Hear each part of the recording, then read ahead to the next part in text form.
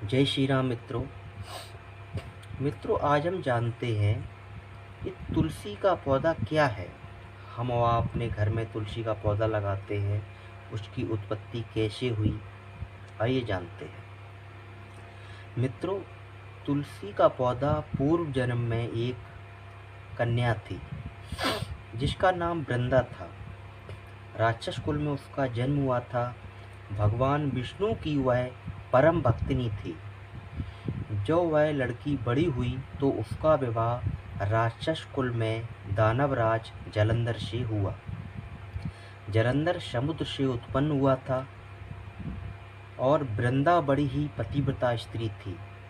वह सदा अपने पति की सेवा करती थी।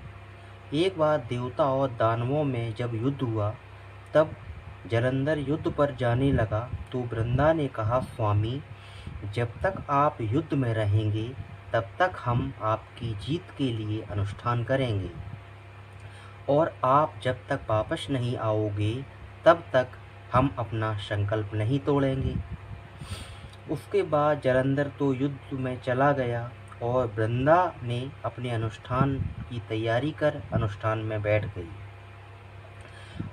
वृंदा के पतिव्रता होने के प्रभाव से देवता जलंधर को हरा ना सके। जब सारे देवता हारने लगे तो सब विष्णु भगवान के पास गए। सबने भगवान से प्रार्थना की, किंतु भगवान बोले, हे देवताओं, वृंदा मेरी परम भक्त है, मैं उसके साथ छल नहीं कर सकता। तो देवता बोले कि हे प्रभु, तो कोई दूसरा उपाय कर मेरी सहायता करें। भगवान ने जलंधर का रूप रखा और उसके महल में गई। जैसे ही वृंदा ने अपने पति को देखा, वह तुरंत खड़ी हुई और अपने पति के चरण स्पर्श किए। जैसे ही उसका संकल्प टूटा और उधर देवताओं ने जलंधर को मार दिया, सिर धड़ से अलग कर दिया।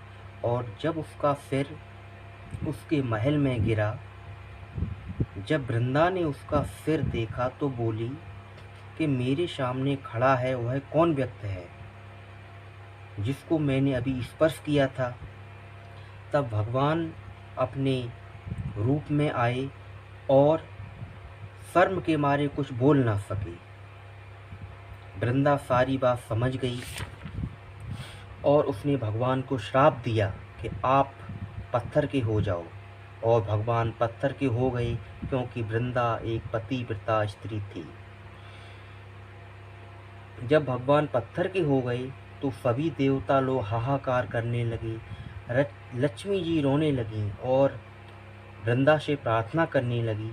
तब वृंदा ने भगवान को वैसा ही कर दिया और वह अपने पति के सिर को लेकर सती हो गई। उसके बाद जब सती हो गई, उसकी राख से एक पौधा निकला। जब भगवान विष्णु ने वह पौधा देखा तो बोले कि आज से इसका नाम तुलसी है और मेरा एक रूप इस पत्थर रूप में होगा जिसे सालग्राम नाम से जानेंगे और तुलसी जी के साथ में पूजा जाएगा और मैं तुलसी जी के भोग स्वीकार नहीं करूँगा।